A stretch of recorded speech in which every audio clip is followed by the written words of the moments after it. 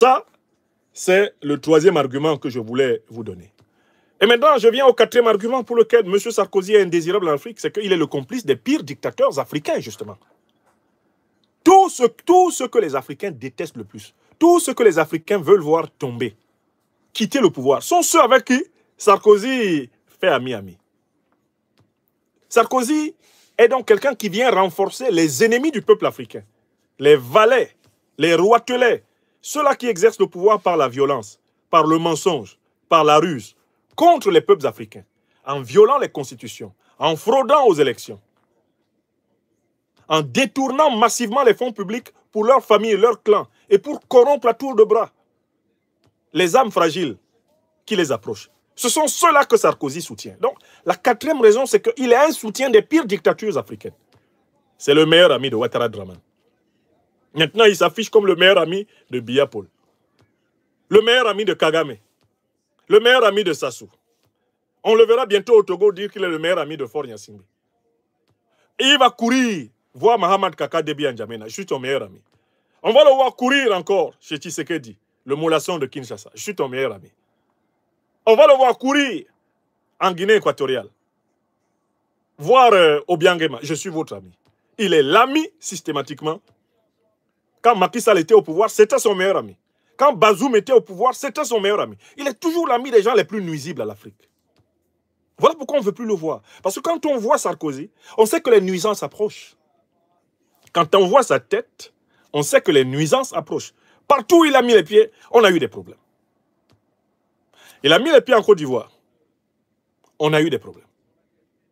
Il a mis les pieds au Rwanda. On est dans les problèmes. Il a mis les pieds au Sénégal. On a eu des problèmes.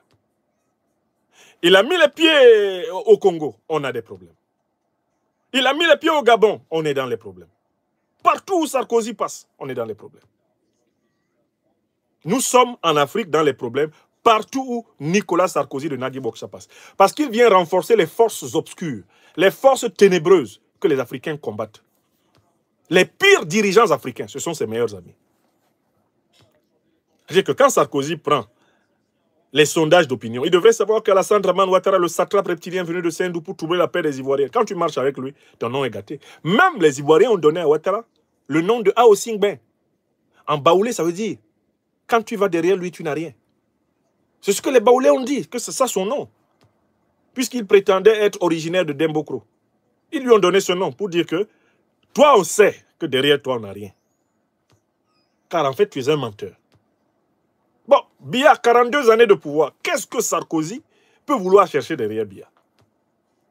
Quelqu'un qui a été incapable de bâtir un Cameroun moderne, qui est incapable de construire une route viable entre les deux principales villes du Cameroun, Douala et Yaoundé, en 40 ans d'exercice du pouvoir. Quelqu'un qui est incapable rien que de faire un véritable axe, une véritable 2 ou 4 voies entre les deux plus grandes villes du Cameroun.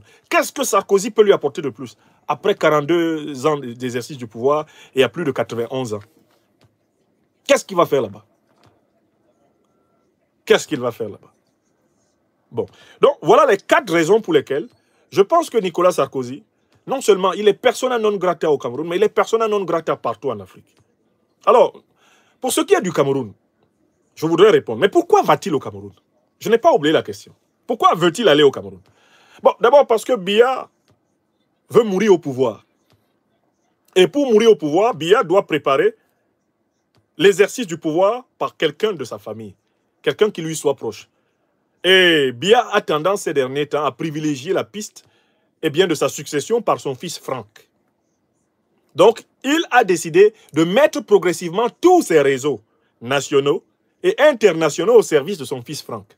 De telle façon que dès que lui, Biya, soit par démission volontaire, soit simplement par mort, parce qu'à son âge, on peut mourir très facilement et très vite dans le sommeil, soit par mort, Biya pense qu'il faut que tout soit prêt. Puisqu'il sait qu'il a dit lui-même en 2004 à ceux qui espéraient qu'il passe du côté des ancêtres de venir dans 20 ans. Donc, Paul Biya a lui-même annoncé ses obsèques pour cette année. Et comme c'est un homme avisé dans ses plans diaboliques contre le peuple camerounais, il prépare sérieusement ses obsèques. Il prépare sérieusement ses arrières. Et donc, il multiplie les raccordements de ses différents réseaux à son fils.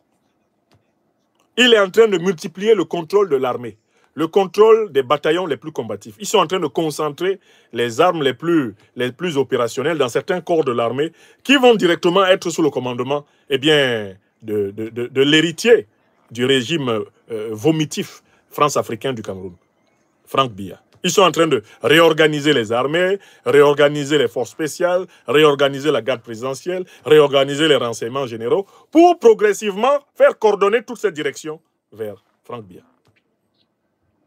C'est ce qu'ils sont en train de faire. Et donc Sarkozy est chargé, pour ainsi dire, de venir coacher celui que Biya voudrait introniser sur la monarchie autoproclamée du Cameroun, son fils. C'est dans le cadre de ce coaching que Sarkozy, flanqué de communicants parisiens qui, de toutes les façons, vont partout où il y a l'argent, pour qui l'argent n'a pas d'odeur. Hein? L'argent africain n'a pas d'odeur pour les communicants parisiens, hein, les héritiers de Jacques Séguéla. Partout où il y a l'argent, ils vont. Même s'il faut aller défendre quelqu'un qui vient de manger cru son propre enfant, ils vont venir rédiger un narratif pour dire que manger cru ses enfants, parfois dans la tradition et dans la vision moderne de la société, ça peut être un acte symbolique, une transgression capable de porter au cime de l'honorabilité. Si on pouvait comprendre que manger cru ses enfants n'a pas toujours à toutes les époques signifié un crime.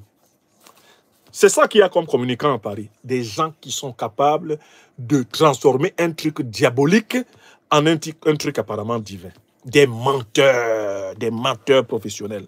Ils sont payés pour mentir. Ils correspondent au sophisme de la philosophie grecque antique, aux sophistes de la philosophie grecque antique, qui disait comme Protagoras d'Abdère, l'homme est la mesure de toutes choses, de celles qui sont comme elles sont, et de celles qui ne sont pas comme elles ne sont pas. C'est-à-dire qu'à tout moment, la vérité change. Pour ces communicants parisiens que Sarkozy amène là-bas, voler l'argent camerounais. Parce qu'en plus, eux, ils ne se font pas payer au tarif local. Ils arrivent, ils donnent l'impression d'avoir inventé la communication politique. Ils sont là. Après, ils adressent une facture, 4 milliards. Ils adressent une facture, 10 milliards de CFA. Ces petits communicants parisiens-là, en Afrique, se comportent toujours comme les colons, leurs parents. Ils se comportent comme les néocolons, comme tous leurs prédécesseurs. Quand ils arrivent en Afrique, les prix grimpent. Parce que de toutes les façons, ils considèrent que l'Afrique, c'est leur vache à lait. Les prix grimpent. Ce ne sont plus les prix qu'ils pratiquent à Paris. Même envers les hommes politiques français. Ce n'est pas comme ça qu'ils taxent la communication politique. Dès qu'ils arrivent en Afrique, les prix grimpent. Oh oui, alors je pense que nous pensons finalement que oui, Monsieur le Président, pour polir, pour lisser. Vous voyez, c'est de ça que vit ce truand de Marouane Ben Yamed. Ah oui, pour polir, vous savez, Monsieur le Président, pour polir. Alors, 12 milliards. 12 milliards, c'est ça. Bon, comme le président lui-même, il ne travaille pas l'argent.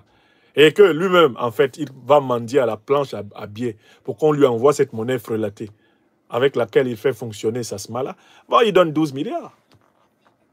Il donne 12 milliards pour une connerie, 2 publications dans, comment elle s'appelle, Jeune Afrique, un autre dans Jeune Afrique Magazine, l'autre va sortir dans A à Z, un peu va sortir dans JDD, puis ça va sortir, il y aura un encart dans le Figaro, On réussira même à placer le truc dans Libération. Ah non, et même, oui, non, on fera un reportage. Non, mais Monsieur le Président, vous serez dans Newsweek. Mais la couverture de cette... Des menteurs! Je ne sais plus qui les écoute en Afrique. Si ce n'est pas un vieux grigou comme Biya qui est prêt à marcher avec tous les diables de la terre si cela lui permet de mourir au pouvoir et de céder le pouvoir à son fils Franck. Sarkozy est appelé au Cameroun pour renforcer la stratégie de la transmission monarchique du pouvoir. Et comme Paul Biya va échouer à imposer une monarchie au Cameroun, c'est une déconvenue massive qui attend tous ceux qui auront participé à cette affaire.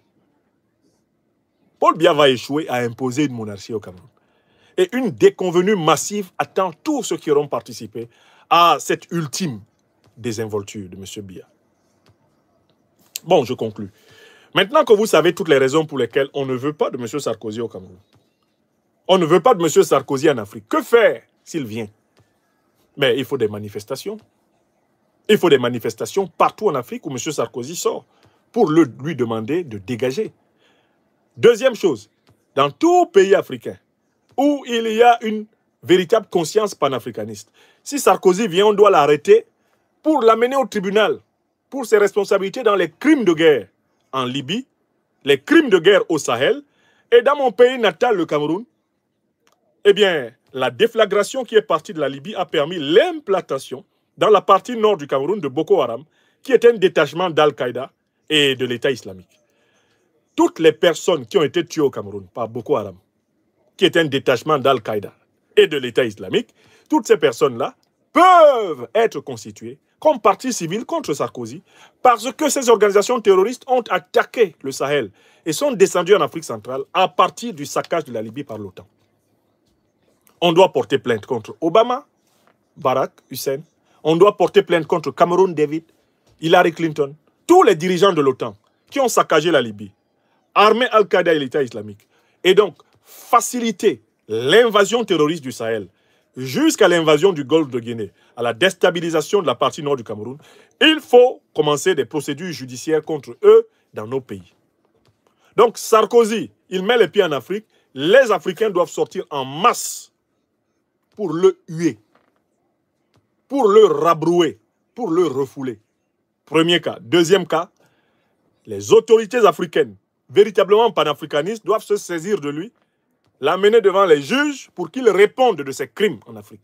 Car il a du sang africain dégoulinant sur les mains. Voilà pourquoi les pays victimes du terrorisme et du terrorisme déclenché par le saccage de l'OTAN par Sarkozy, ces pays doivent ouvrir des enquêtes judiciaires et, si possible, lancer des mandats d'arrêt internationaux. Il faut que Sarkozy sache qu'en venant en Afrique, il peut se retrouver à tout moment au tribunal. Il faut des mandats d'arrêt internationaux pour des gens comme Sarkozy. J'appelle les Libyens, l'État libyen, le gouvernement libyen, à lancer un mandat d'arrêt international contre Sarkozy. Il a tué Kadhafi. Il faut lancer le même mandat d'arrêt contre Obama. Il faut lancer le même mandat d'arrêt contre Hillary Clinton. Il faut lancer le même mandat d'arrêt contre David Cameron. Ils sont vivants. Il faut leur lancer les mandats d'arrêt. On sait qu'il sera difficile d'appliquer ces mandats d'arrêt.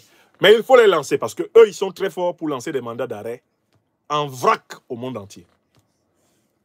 C'est eux là, qui étaient très chauds. Le président Poutine va en Mongolie et certains d'entre eux sortent pour demander à la Mongolie d'appliquer un mandat d'arrêt de la CPI contre Vladimir Poutine.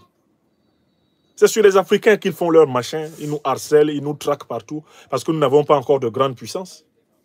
Quand l'Afrique aura sa grande puissance militaire, nucléaire, vous n'allez pas vous amuser à lancer des mandats d'arrêt internationaux contre les nobles africains. Vous n'allez pas vous amuser à tracasser les Africains qui représentent quelque chose pour l'Afrique quand nous serons une grande puissance. Vous n'allez pas faire ça. Ils disent ça comme ça sur la Russie, mais ils voient passer Poutine.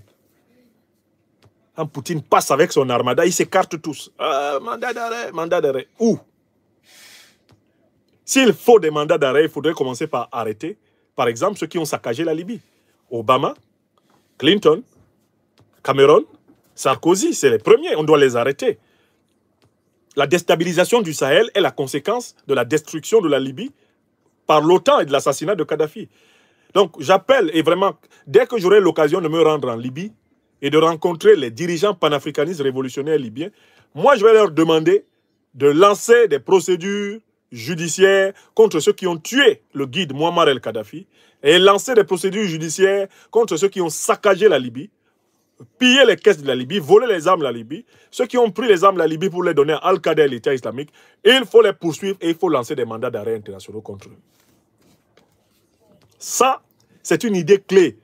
Les pays sahéliens doivent porter plainte et lancer des mandats d'arrêt internationaux contre tous les individus qui ont participé à provoquer les morts d'Africains.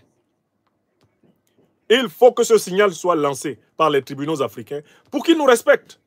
Et pour que Sarkozy arrête même de se balader comme ça à gauche et à droite en Afrique, il faut qu'il sache qu'à tout moment, un bon mandat d'arrêt peut le trouver quelque part. On dit, monsieur Sarkozy, ah c'est vous, monsieur Sarkozy. Ah très bien. Mais c'est bien vous qui avez détruit la Libye. En effet, ok. Les terroristes que vous avez armés en Libye ont provoqué des morts à Gao, des morts à Tombouctou, des morts à Ménaka. Ils ont provoqué des morts à Agadez.